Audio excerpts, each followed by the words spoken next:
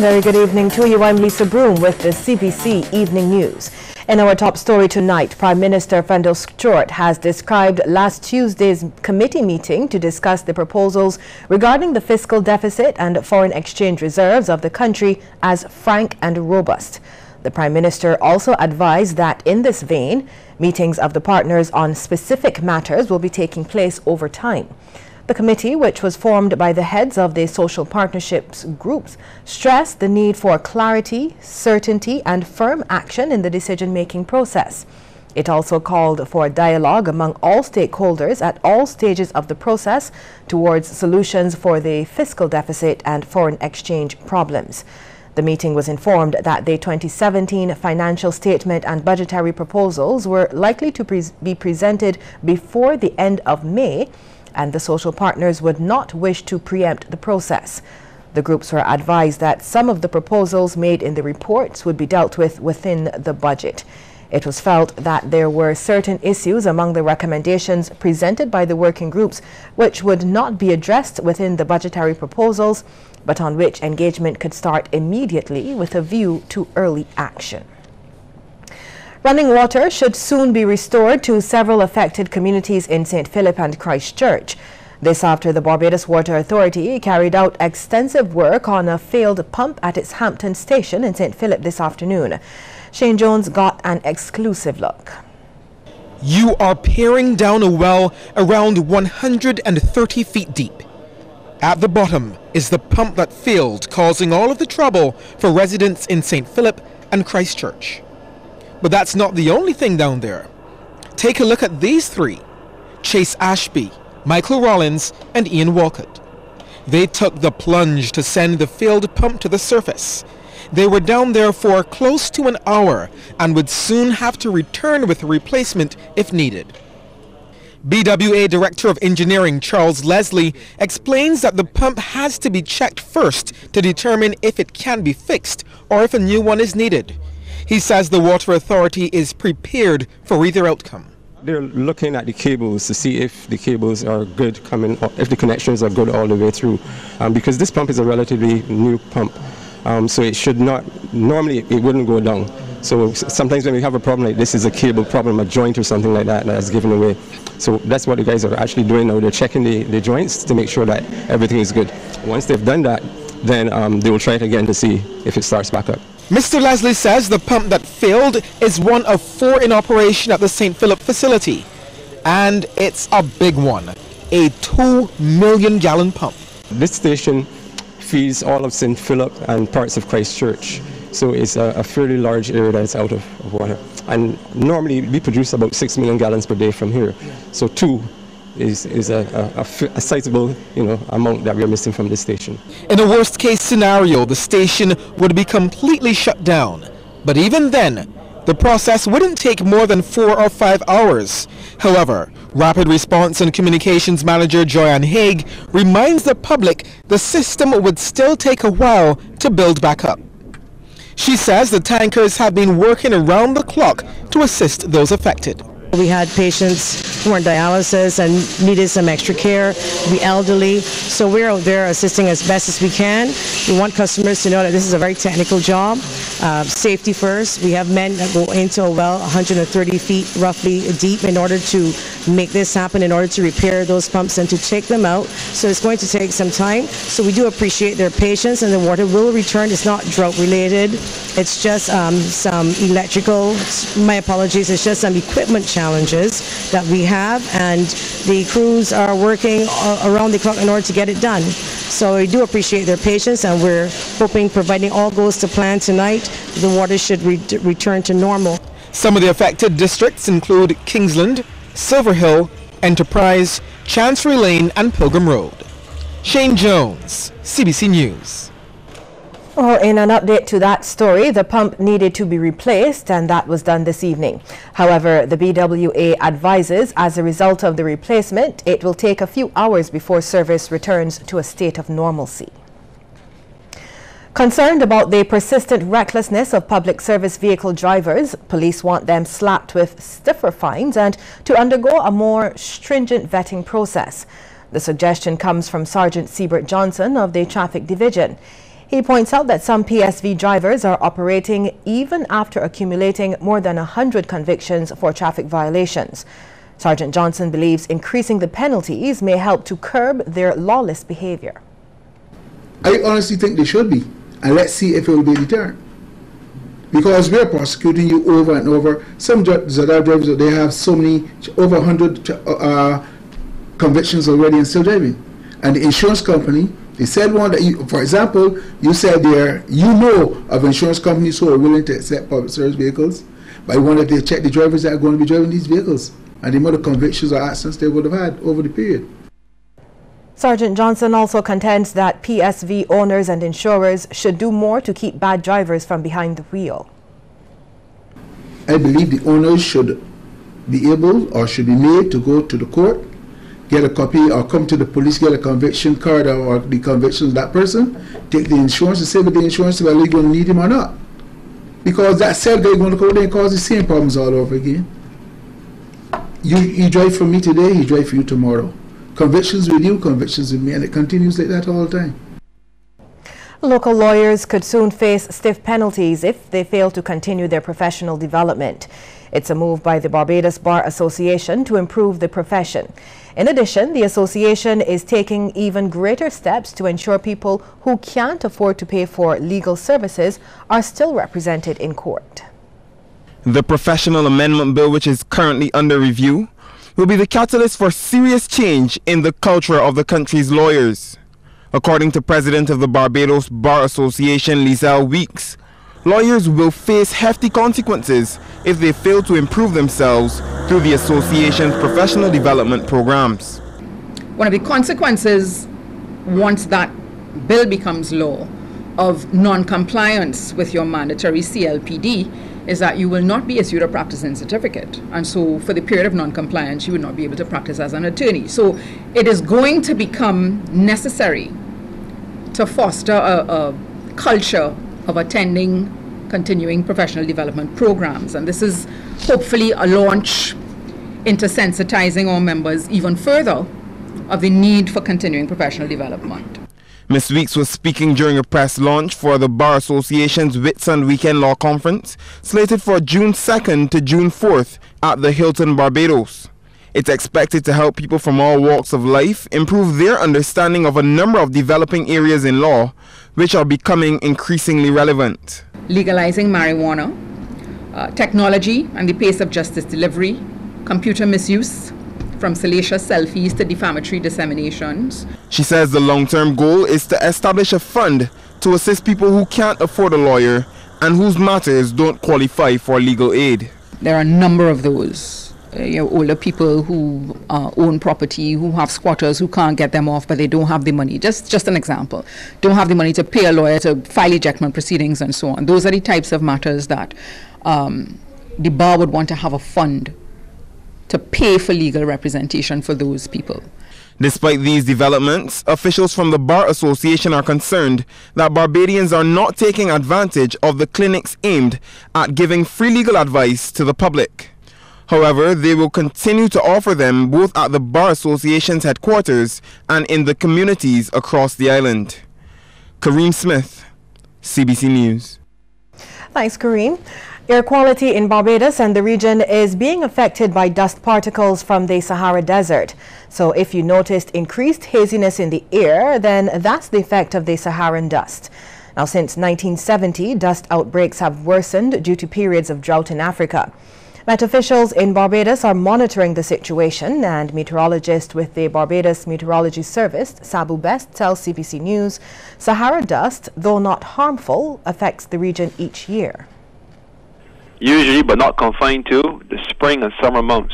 Known as the Sahara air layer, this dry, dusty air mass pushes westward of Africa into the tropical Atlantic Ocean and eventually, in most cases, reach the islands of the Eastern Caribbean. The dust, which comes from the Sahara Desert, causes the skies around the region to be hazy, hence they appear brownish in color in the surrounding districts, which reduces visibility and results in poor air quality. As a result of the dust storms and warm air, the sun rises above the Sahara Desert and is carried from North Africa westward over the Atlantic Ocean. Mr. Best notes that with every weather phenomenon comes benefits and disadvantages. people with allergies or respiratory ailments should consult their physician or healthcare professional for further guidance. 2, it can significantly reduce horizontal visibility, in some cases as low as 3 kilometers across the Eastern Caribbean, which poses a risk for VFR, that's visual flight rule flights, and fisher folk. 3, it can have a negative impact on precipitation accumulation during the wet season, as an excessive amount of dust can hinder the development of cloud droplet formation and growth. On the other side of the coin, one major advantage is that these Sahara air layer outbreaks can weaken tropical cyclones or severe tropical weather events. A 10-member family is looking for somewhere to call home tonight. Fire ripped through their Prescott Road, Mount Stanford, St. James homes, completely destroying the three structures this morning. The first, a wall house, was owned by 34-year-old Andre Richards, while the other 2 wooden houses were owned by his brother and sister, 28-year-old Cassine Richards and 30-year-old Kimberly Richards. The siblings' 5 children between the ages of 2 and 5 also lived at the homes. Now, CBC understands that Cassine's hands were burnt as he and other Good Samaritans from the area managed to salvage some of the family's belongings from the blaze.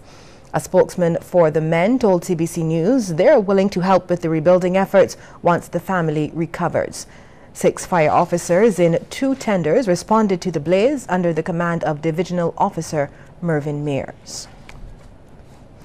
Barbados is still open for business. These were the words of Commerce Minister Donville Innes at the official opening ceremony of international electronics franchise Radio Shack yesterday afternoon. Minister Innes is pleased at Barbados' ability to attract international brands despite its economic challenges. Many patrons were given a tour of the Sheraton Mall outlet where they witnessed the full range of products that the store offers. The Commerce Minister thanked Unicomer for its investment in Barbados. The opening of this store is a manifestation of the faith that they have in the Barbados economy and the Barbadian society. They continue to bring to our shores great options for the consumers. And we witnessed this evening the fusion of 2 great brands, Unicomer, which is a large consumer-based organization throughout Latin American Caribbean, and Radio Shack, whom many of us know, has been around for many years and earned steadfastly a great reputation. Minister Innes adds that Radio Shack's introduction is a vote of confidence in Barbados.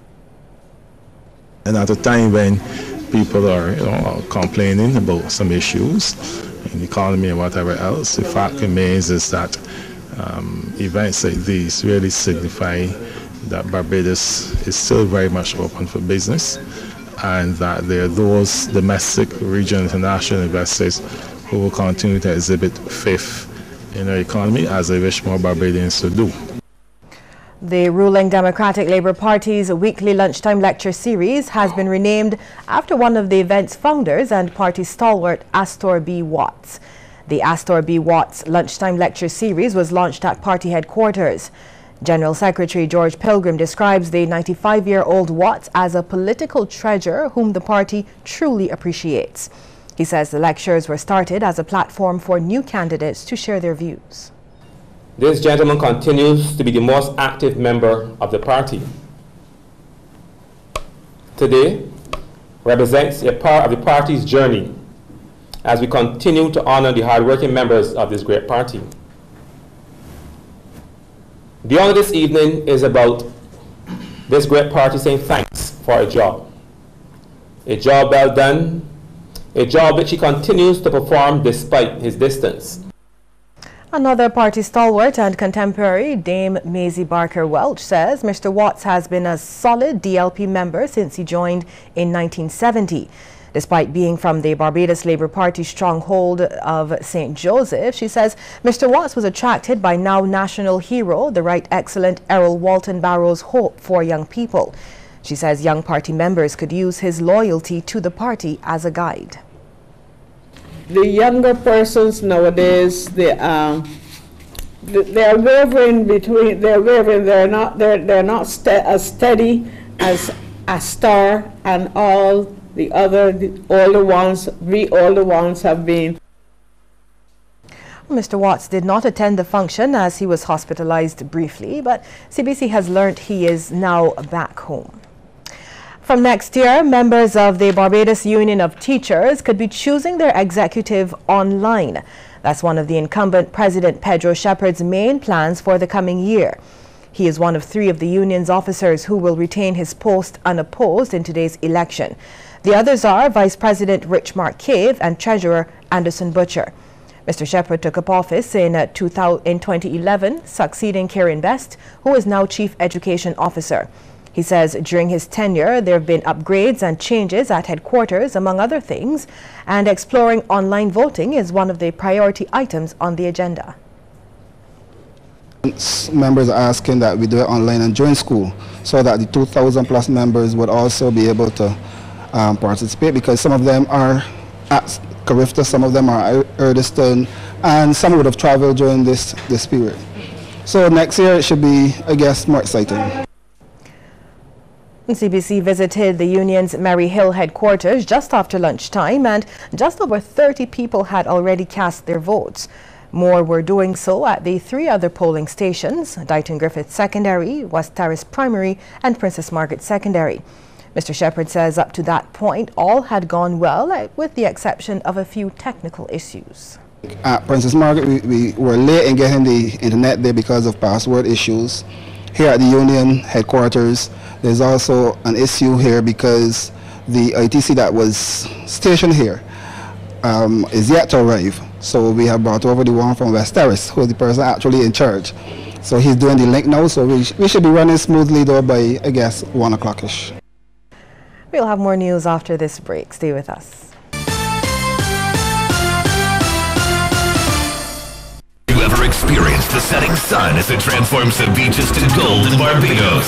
Fast Promotions invites you to experience this and more at the Digital Reggae Beach Party Sunday, April 23rd. Pirates Cove Complex, Lower Bay Street. Doors open at 4 p.m. Featuring the megastars of reggae, DeMarco, Masca, Conscious, Cosmo, Lady Essence, SK, Stiffy, Mad Dog, Skrilla, Marsville, and Charetis. Hosted by Jamar the Star. See you at the Digicel Reggae Beach Party, Sunday, April 23rd from 4 p.m. My husband drinks with friends after work. He has a couple of drinks at home with dinner, and a few more while we watch TV. A counselor recommended I try Al-Anon family groups. I didn't want to go to Al-Anon, but I'm sure glad I did. Is someone's drinking breaking your heart?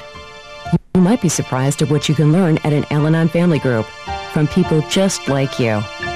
Call 1-888-4-AL-ANON or go to alanon.org.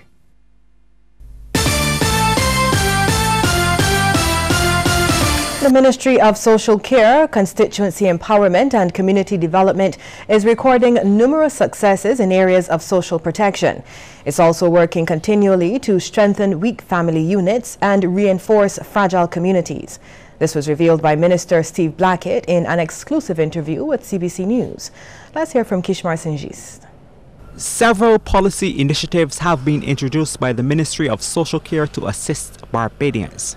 They were provided through its 13 agencies, departments and statutory boards. In the area of welfare, the Ministry of Social Care has reached out to those in need, offering services ranging from assistance in kind to welfare grants. That department was allotted $15.8 million in the budget to administer its programs. Currently, just over 4,000 people are on its register. The Welfare Department, according to Minister Steve Blackett, is mindful of the difficulties and is responding accordingly. We have increased the monetary grants to those recipients who present themselves to the Welfare Department. We've moved the food vouchers from the $80 that we were originally giving to them to $150 in any 1 month. Between April 2016, which is the beginning of the financial year, of the current financial year, or the last financial year, until January this year, 2017, we disbursed some $653,000 in food vouchers. 40 housing solutions were provided to needy Barbadian families. The assistance came through the Poverty Alleviation Reduction Program. Mr. Blackett says government has been tackling poverty at its heart by targeting intergenerational poverty. 30 families have graduated from the Identification, Stabilization, Enablement and Empowerment or IC Bridge program, and work is ongoing with another cohort. The Social Care Minister expects even greater results with the Strengthening Human and Social Development in Barbados program. That program widens the reach of the IC Bridge project. We're aiming to reduce extreme poverty, like I said before, by expanding and consolidating the IC Bridge program, which will now target 250 households. This new program will widen the 30 households that we are now addressing to 250 new households, and addressing the unique needs of those families in a very direct way. And this is, of course, will result in breaking what I discussed with you before, intergenerational poverty. We'll be going further to reduce unemployment through additional academic and technical training. Mr. Blackett says government is not only handing out money, but is helping to prepare Barbadians for the world of work. The Ministry of Social Care, Constituency Empowerment and Community Development has also played a part in the crafting of domestic violence protection legislation, the National Policy on Aging, the National Policy on Gender, and the National Strategic Plan on HIV and AIDS. Kishma Senjis, CBC News. Mothers who've made invaluable contributions to their country through service organizations are the focus of this year's Mum, This One's For You show. This was announced by organizer Desmond Weeks during the event launch at Sky Mall. The annual Mother's Day show comes off on May 14th at the Lloyd Erskine Sandiford Center from 6 in the evening. Mr. Weeks gives some insight about the deserving mums chosen this time around. This year, we will be honoring 10 service organization mums. 2 mums from differently abled community and 2 home helpers who do human service through the National Assistance Board. We will also be honoring a loyal son and a daughter. Mr. Weeks says there will be quality entertainment for all to enjoy. Starting with the world's acclaimed Royal Barbados Police Force Band, Mac Fingal, Lil Rick, and only yesterday we confirmed Marvey. And you know, all the mothers love Marvey, so they will enjoy his performance. Of course, Desmond Weeks will be there, yours truly, Jamal Slocum, Ricardo Reed, Sister Marshall, Desara Clark, Nathan Richards, and a differently able performer, Christopher Gilks. Right after the launch, Mr. Weeks and his band gave those who attended and mall patrons a taste of what can be expected at the show, and that performance was well received. One of the world's most celebrated businessmen will be giving local business executives, owners, and prospective business people an insight into how they can help create a more vibrant regional economy through business. He's founder of the Virgin Group, Sir Richard Branson. He'll be featured at the Business is an Adventure conference scheduled for May 3rd at the Hilton Barbados Resort. Kareem Smith has more. It's a conference that has made its mark globally within major business hubs like Washington, D.C., Los Angeles, and San Francisco, providing the necessary tools for success in business. And the Barbados Chamber of Commerce and Industry, Virgin Atlantic, Flow Barbados, and the Hilton Barbados are making it a reality for Barbadians. It's Virgin Atlantic's Business is an Adventure Leadership Conference, headed by Sir Richard Branson, a British business magnate, investor, and philanthropist. Sir Richard is the founder of the Virgin Group, which controls more than 400 companies, and he's wasted no time in sharing his expertise with the world. President of the Barbados Chamber of Commerce and Industry, Eddie Abed, says the Chamber is committed to facilitating entrepreneurship and wants to see more Barbadians making the move. Entrepreneurship has to be one of the ways that we build out business in this country going forward. Gone are the days of doing things the same way. There is a lot of talent in this country. A lot of times we sense that they are not necessarily coached or coerced to go in the right direction. Andrea Bello is the commercial manager for the Caribbean at Virgin Atlantic. He will moderate the panel discussion and is promising that this conference won't be business as usual. Everything is different about Sir Richard Branson. I mean, really as an entrepreneur, starting a magazine at 16 and really building his business globally, he's really put his body on the line and he has a lot to share. When you look at our panel, it's not a typical panel. It really is a diverse range of ideas that we really try to put in place with that panel to really look at leadership from different elements and different aspects. The conference is set for May 3rd in Hilton's conference room, and officials say places are very limited. They are, however, targeting a cross-section of participants from the island's business community, and at least 20 places will be reserved for students. The ultimate hope is that the conference will be a stepping stone in driving a new wave of business development in Barbados. Kareem Smith, CBC News. A local entertainer says the country needs to get serious about comedy. Seth Excel Bovell, best known for his online comedy skits, says investment in the creative sector could yield significant profits. When it comes to local comedy, older Barbadians may be more familiar with this. We don't know how we can do without you, but from Monday, we go try. Trevor Eastman says so. You're supposed to clap for that. However, younger generations are far more in tune with this comedian. Seth Excel Bovell and his peers have become the new faces of comedy in Barbados, with online videos that have spread all across the region. I feel great to be representing Barbados and representing the culture. There's a lot of responsibility that comes behind that, but at the same time, I have high morals and proud of my country. But unlike former comedians that took to the stage, Seth Excel commands an online audience. And he says it isn't always fun and games. Comedian just taking up the camera or taking up the phone or doing crap. I actually have a production. This is the full production. I actually have to write scripts and do research and study templates, formulas, facial expressions. This is like a real serious job. Seth Excel recognizes the potential comedy could have for Barbados as a profitable art form, but says that creative sector needs support through financing for training and equipment. Right now I could live from it, but at the end of the day, I know where we're supposed to be at as a country in terms of product, in terms of content.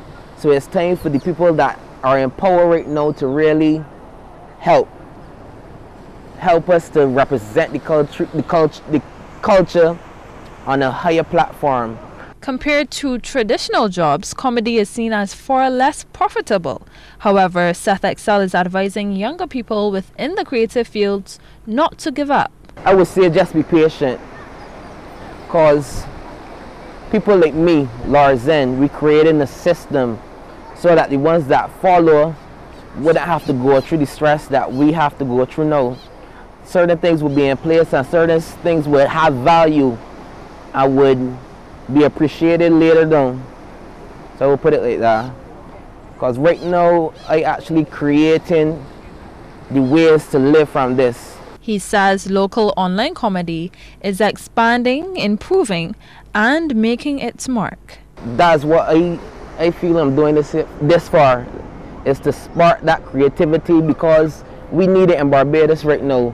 So the more people that could see what you're doing and really want to get involved and have a true love for it, not just want to do it for fame and girls and giddy-headed, that actually want to be creative and want to make an impact, I'm willing to be the one that sparks those people. And I was very happy to see the rest guys coming out and doing videos and getting sponsorship and what's not. I'm proud. And for all those aspiring to get into the field of laughs, his advice is to take baby steps. My best bet would be to say, just start however you could start. I wouldn't recommend you take your phone and recording, but if it's that desperate, do it. In the end, he hopes local comedians will have the last laugh. Denise Blackman, CBC News. Well, thanks, Denise. After the break, we'll take a look at some of the stories making headlines across our region.